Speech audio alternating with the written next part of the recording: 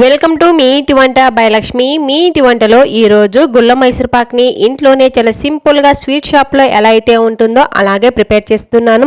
ఈ చిన్న చిన్న టిప్స్ పాటిస్తూ చేశారంటే చాలా పర్ఫెక్ట్గా వచ్చేస్తుందండి. అస్సలు పాడయ్యే ఛాన్సే ఉండదు. మీరు కూడా మీ ఇంట్లో తప్పకుండా ట్రై చేసి మీకు ఎలా వచ్చిందో కామెంట్ రూపంలో చెప్పడం అస్సలు మర్చిపోకండి. మీరు కొత్తగా చేస్తున్నా సరే వీడియోని ఎక్కడ స్కిప్ చేయకుండా చూసిన తర్వాత ట్రై చేశారంటే అస్సలు పాడయ్యే ఛాన్సే ఉండదు. ఇక మనం లేట్ చేయకుండా వీడియోలోకి వెళ్ళిపోదాము. ఈ గుల్ల మైసూర్ పాక్ని ప్రిపేర్ చేసుకోవడానికి ముందుగా ఒక మిక్సింగ్ బౌల్ తీసుకొని అందులో ఒక స్టైనర్ పెట్టేసుకొని 1.5 కప్పుల శనగపిండి వేసుకుంటున్నాను. 1 కప్పు వేసుకొని ముందుగా జల్లించుకుంటున్నాను. 1 కప్పు పిండిని జల్లించుకున్న తర్వాత మళ్ళీ 1/2 కప్పు శనగపిండి వేసుకొని కూడా జల్లించుకోవాలి. శనగపిండిని జల్లించుకోవడం వల్ల పిండిలో ఏమన్నా ఉంటే ఫిల్టర్ అయిపోతుంది. అలాగే పిండి కూడా చాలా సాఫ్ట్గా వచ్చేస్తుంది. ఈ విధంగా 1.5 కప్పుల శనగపిండిని జల్లించుకున్న తర్వాత ఇప్పుడు ఇందులో చిన్న చిన్న ఉండల్లాగా ఉన్నాయి కదా, అన్నిటిని కూడా చేత్తో ఇలా ప్రెస్ చేసామంటే పిండి అనేది చాలా సాఫ్ట్గా జల్లించుకోవచ్చు. ఇప్పుడు ఈ శనగపిండిలో 2 టేబుల్ స్పూన్ల నెయ్యి వేసేసుకొని బాగా కలుపుకోవాలి. ఈ విధంగా శనగపిండిలో నెయ్యి వేసి కలుపుకోవడం వల్ల మనం పాకంలో వేసి కలిపేటప్పుడు పిండి అనేది తేలినట్టు పాకంలో సరిగా కలవకుండా ఉంటుంది కదా, ఆ విధంగా లేకుండా పాకంలో చాలా ఈజీగా ఉండలు లేకుండా కలవడం కోసము ఈ విధంగా 2 టేబుల్ స్పూన్ల నెయ్యి వేసుకొని ఈ విధంగా బాగా కలుపుకోవాలి పొడి పొడిలాడేంత వరకు. ఇప్పుడు ఈ శనగపిండిని పక్కన పెట్టేసుకొని వేరొక బౌల్ తీసుకొని ఇందులో 1 కప్పు రీఫైన్ సన్ఫ్లవర్ ఆయిల్ వేసుకున్నాను. అలాగే 1 కప్పు నెయ్యి కూడా వేసుకుంటున్నాను. మీకు ఇష్టమైతే ఇక్కడ పూర్తిగా ఆయిల్తో కానీ పూర్తిగా నెయ్యితో కానీ చేసుకోవచ్చు. ఇప్పుడు ఈ బౌల్ని ఒక స్టవ్ మీద పెట్టేసి మీడియం ఫ్లేమ్లోనే వేడి చేసుకుంటూనే ఉండాలి ఒక సైడు. మరొక స్టవ్ మీద ఒక కడాయి పెట్టేసుకొని 2 కప్పుల చక్కెర వేసుకొని అలాగే 1/2 కప్పు నీళ్లు వేసుకోవాలి.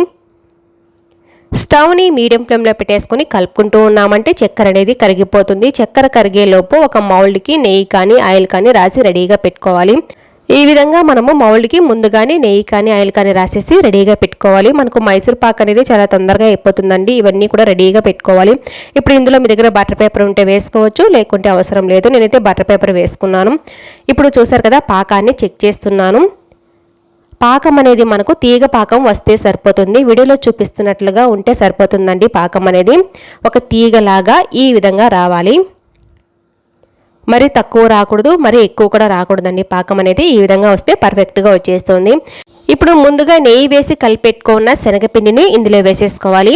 చూసారు కదా, శనగపిండిని ఇందులో వేసేసి కలుపుకుంటూ ఉన్నప్పుడు మనకు తొందరగా కలిసిపోతుందండి పాకంలో. అదే మనము నెయ్యి వేయకుండా కేవలం శనగపిండి వేసామంటే పైకి తేలుతూ ఉన్నట్లు సరిగ్గా కలవదు. చాలా ఎక్కువ టైం తీసుకుంటుంది పాకంలో కలవడానికి శనగపిండి అనేది. శనగపిండిలో నెయ్యి వేసి కలుపుకోవడం వల్ల మనకు పాకంలో చూసారు కదా ఎంత బాగా కలిసిపోయిందో. ఇప్పుడు ఈ విధంగా ఉడుకుతూ ఉన్నప్పుడు పక్కన మనము వేడి చేసుకుంటూ ఉన్నాం కదా నెయ్యి మిక్చరు. 1 కప్పు ఆయిల్ 1 కప్పు నెయ్యి వేసి వేడి చేసుకుంటూ ఉండాలి ఒక స్టవ్ మీద. ఈ విధంగా కొద్ది కొద్దిగా వేసుకుంటూ కలుపుకోవాలి.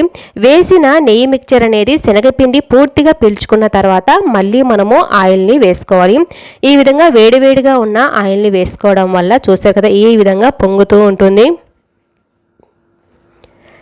ఇలా కలుపుకుంటూ ఉన్నప్పుడు మళ్ళీ మనకు పొంగు అనేది తగ్గిపోయి ఈ విధంగా పిండిలాగా అయిపోతుంది. అలాగే నెయ్యి మిక్చర్ని పీల్చేసుకుంటుంది. ఇలాగే మనం తీసుకున్న నెయ్యి మిక్చర్ పూర్తిగా అయిపోయేంత వరకు వేసుకుంటూ కలుపుకుంటూ ఉండాలి. ఇప్పుడు చూసారు కదా, వేసిన నెయ్యి మిక్చర్ని ఈ శనగపిండి పీల్చుకోవడం ఆగిపోయి పక్కకు కనిపిస్తుంది కదా నెయ్యి మిక్చర్ అనేది. అలాగే మనకు పొంగుతూ ఉన్నట్లు కూడా కనిపిస్తుంది కదా, శనగపిండి అనేది గుల్ల విరిగింది కూడా. ఈ విధంగా వచ్చేంత వరకు మనము మైసూర్ పాక్ని కలుపుకుంటూ ఉండాలి. ఒక్కొక్కసారి మనము ఎక్కువసేపు కలుపుకోవడం వల్ల పొడి పొడిగా వచ్చేస్తుందండి. కొంతమందికి తెలియని వాళ్ళు ఉంటారు కదా, ఫస్ట్ టైం చేస్తున్నప్పుడు ఒకవేళ పొడి పొడిగా పోయిందనుకోండి టెన్షన్ ఏం పడకుండా 1 టీ స్పూన్ నీళ్లు వేసేసుకొని కలుపుకుంటూ ఉన్నామంటే మళ్ళీ మనకు ఈ విధంగా వస్తుంది. ఇప్పుడు స్టవ్ ఆఫ్ చేసుకొని ముందుగా నెయ్యి రాసి పెట్టుకున్న మౌల్లోకి వేసేసుకోవాలి. ఈ మైసూర్ పాక్ అనేది చాలా వేడివేడిగా ఉంటుందండి, చాలా జాగ్రత్తగా వేసుకోండి. ఇలా డైరెక్ట్గా మౌల్డ్లో వేసుకోవడం చేత కాదు అనుకునే వాళ్ళు గరిటె సాయంతో కూడా వేసుకోవచ్చు. ఇలా వేసుకున్న తర్వాత మనము ఎక్కడే కానీ ప్రెస్ చేయకూడదండి. ఇక్కడ నేను సమానంగా చేసుకోవడం కోసం పైనే ఇలా పక్కకు తీస్తున్నానంతే. ఎక్కడే కానీ ప్రెస్ చేయకూడదు. ప్రెస్ చేసామనుకోండి లోపల మనకు గుల్ల అనేది పోతుందండి. జస్ట్ పైనే ఇలా స్ప్రెడ్ చేశానంతే, పైన ఉన్న దాన్ని మాత్రమే. సమానంగా రావడం కోసము. ఇప్పుడు ఒక 10 నిమిషాలు చల్లారనివ్వాలి. 10 నిమిషాల తర్వాత మనకు నచ్చిన సైజులో నచ్చిన షేప్లో కట్ చేసుకుంటే సరిపోతుంది. పూర్తిగా చల్లారిన తర్వాత ఈ మైసూర్ పాక్ అనేది గట్టిగా ఉంటుంది కాబట్టి కట్ చేసుకోలేము. కాబట్టి 10 నిమిషాల తర్వాత ఇలా కట్ చేస్తున్నాను. ఇప్పుడు ఇలా కట్ చేసుకున్న తర్వాత పూర్తిగా చల్లారనివ్వాలి. చూసారు కదా, నేనైతే ఇలా కట్ చేసుకున్నాను. ఇప్పుడు పూర్తిగా చల్లారనివ్వాలి. నేనైతే ఒక గంట తర్వాత చెక్ చేస్తున్నాను. గంట తర్వాత వేరొక ప్లేట్లోకి రివర్స్ చేసుకుంటే సరిపోతుంది. ఒక గంట తర్వాత కూడా మనకు లోపల అనేది వేడిగానే ఉంటుందండి, పూర్తిగా చల్లారదు. ఇప్పుడు దీనిపైన ఒక ప్లేట్ పెట్టేసుకొని రివర్స్ చేస్తున్నాను. ఇప్పుడు పైనుంచి ఈ విధంగా 2 నుంచి 3 సార్లు తట్టేసామంటే మైసూర్ పాక్ అనేది ఈజీగా ఉడిచేస్తుంది. చూసారు కదా, ఎక్కడే కానీ అంటుకోకుండా చాలా ఈజీగా మైసూర్ పాక్ని ఇంట్లోనే ఈ విధంగా ప్రిపేర్ చేసుకోవచ్చు. ఇప్పుడు మనం ముందుగానే లైన్స్ వేసుకున్నాం కదా మైసూర్ పాక్ని, దాని వెంబడి మనము తుంచేసామంటే వచ్చేస్తాయి. ఇక మనకు చాక్తో కూడా అవసరం ఉండదు. చూసారు కదా, మైసూర్ పాక్ అనేది పైన కింద ఎల్లోగా కనిపిస్తూ మధ్యలో బ్రౌన్ కలర్లో వచ్చేసింది కదా. అచ్చం స్వీట్ షాప్లో ఎలా అయితే ఉంటుందో అలాగే వచ్చేస్తుంది. చూసారు కదా, మైసూర్ పాక్ని ఈ విధంగా కట్ చేసిన వెంబడి ఇలా తుంచేసామంటే వచ్చేస్తుంది. చాలా ఈజీగా మనము ఇంట్లోనే ప్రిపేర్ చేసుకున్నాం కదా మైసూర్ పాక్ని. మీరు కూడా మీ ఇంట్లో తప్పకుండా ట్రై చేసి చూడండి. ఇలాగే మొత్తం మైసూర్ పాక్ని పక్కకి తుంచేసుకుంటే సరిపోతుంది చేత్తోనే. వీడియోలో ఎలా అయితే చెప్పానో అలాగే చేసినట్లయితే అస్సలు పాడయ్యే ఛాన్సే ఉండదండి. చాలా పర్ఫెక్ట్గా వచ్చేస్తుంది. చూసారు కదా, మధ్యలో బ్రౌన్ కలర్లో ఎంత బాగా కనిపిస్తూ ఉందో. అంతేకాదండి, ఈ మైసూర్ పాక్ అనేది నోట్లో వేసుకుంటే అలా మెల్ట్ అయిపోతూ ఉంటుంది. చాలా ఈజీగా ఉడిచేస్తున్నాయి. చూసారు కదా, నేనైతే మొత్తం ఇలాగే చేసుకున్నాను. పక్కకు తీసేసుకున్నాను తుంచేసుకొని. చుట్టూ ఎడ్జెస్ కొద్దిగా మనకు వేస్ట్ అనేది వస్తుందండి. మిగతా అన్నీ కూడా ఇలాగే వచ్చేస్తాయి. చూసారు కదా, ఎంత బాగా తీసేసుకున్నాము. ఇప్పుడు ఒక మైసూర్ పాక్ని మీకు తుంచి కూడా చూపిస్తానండి. ఎంత బాగా వచ్చేసిందో మీరే చూడండి. లోపల గుల్లదనం అనేది ఎంత బాగా వచ్చిందో.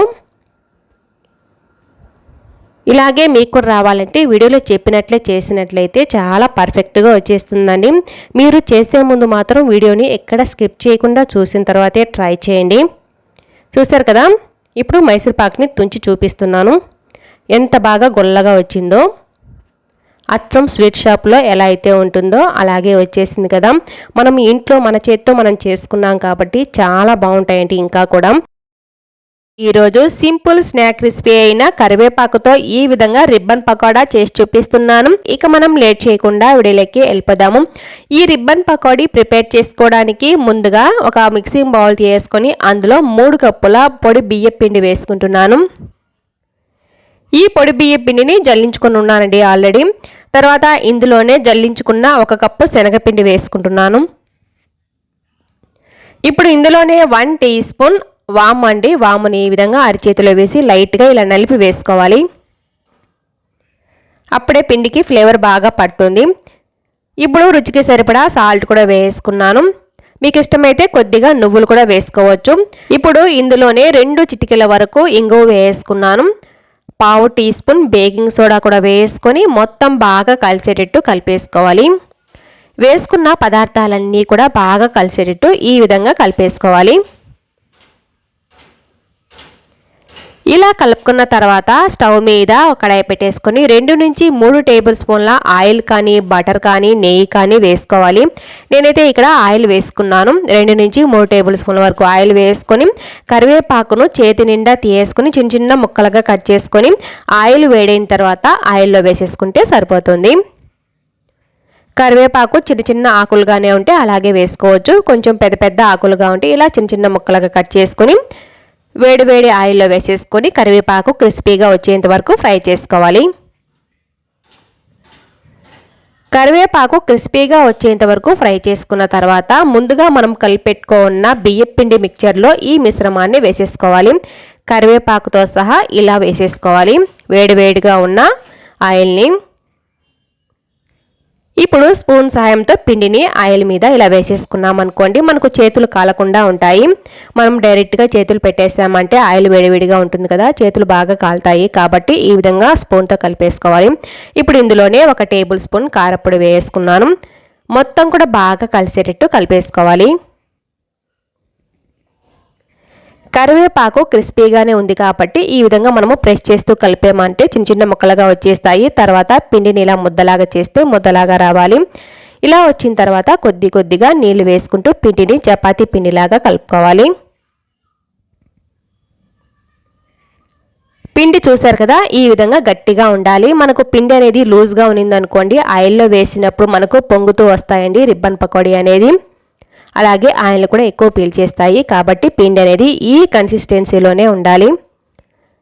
అప్పుడే మనకు ఈ రిబ్బన్ పకోడీ అనేది చాలా బాగా వస్తుంది. ఇప్పుడు పిండిని కొద్దిగా తీసుకొని ఇలా సిలిండర్ షేప్లో చేసుకోవాలి. ఇలాంటి ప్లేట్ని పెట్టేసుకోవాలండి రిబ్బన్ పకోడీ చేసుకోవడానికి. లేకుంటే ఇలాంటి ప్లేట్లైనా తీసుకోవచ్చు, మీ ఇష్టము. నేనైతే ఇక్కడ రిబ్బన్ పకోడీ చేసుకునే ప్లేట్నే పెట్టేసాయి ఈ మురుకులు గొట్టానికి పెట్టేసుకున్నాను. ఇప్పుడు లోపల ఆయిల్తో గ్రీస్ చేసుకోవాలి. ఈ విధంగా ఆయిల్ని లోపల రాసుకోవడం వల్ల మనకు పిండి పెట్టినప్పుడు పిండి ప్రెస్ చేస్తాం కదా, అప్పుడు ఈజీగా పిండి అనేది కిందికి దిగుతుంది. 3/4 వంతు నింపుకుంటే సరిపోతుంది. ఈ పిండిని మాత్రము మనం నిండుకు పెట్టుకోకూడదు. ఇలా పిండిని పెట్టేసుకున్న తర్వాత మూతను గట్టిగా పెట్టేసుకోవాలండి, లూజ్గా పెట్టకూడదు. ప్రెస్ చేసేటప్పుడు మనకు పక్కకి చేస్తుంది, ఆయిల్లో పడే అవకాశం ఉంటుంది. కాబట్టి మూతను బాగా గట్టిగా పెట్టేసుకుని ఒకసారి ఇలా చెక్ చేసుకోవాలి కరెక్ట్గా వస్తుందా లేదా అనేసి.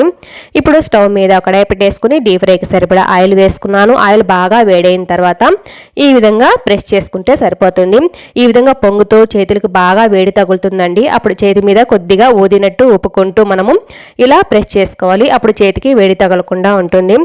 ఈ విధంగా స్టవ్ని మనము మీడియం టు హై ఫ్లేమ్కి అడ్జస్ట్ చేసుకుంటూ 2 వైపులా తిప్పుకుంటూ మంచి కలర్ వచ్చేంత వరకు ఫ్రై చేసుకోవాలి. ఒకవైపు గట్టిగా వచ్చిన తర్వాతనే మరోవైపు తిప్పేసుకోవాలండి. చూసారు కదా, ఈ విధంగా ఫ్రై అయిన తర్వాత పక్కకు తీసుకుంటే సరిపోతుంది. మిగతా మొత్తం ఇలాగే ప్రిపేర్ చేసుకోవాలి. చాలా తక్కువ టైంలోనే ఈ రిబ్బన్ పకోడీని ప్రిపేర్ చేసుకోవచ్చు. పిల్లలు పెద్దలు చాలా ఇష్టంగా తినేస్తారు. మీకు ఈ వీడియో నచ్చినట్లయితే తప్పకుండా ఒక లైక్ కూడా చేయండి. కొత్తగా చూస్తుంటే సబ్స్క్రైబ్ కూడా చేసుకోండి. మీ ఫ్రెండ్స్కి రిలేటివ్స్ కూడా షేర్ చేయండి. Thanks for watching.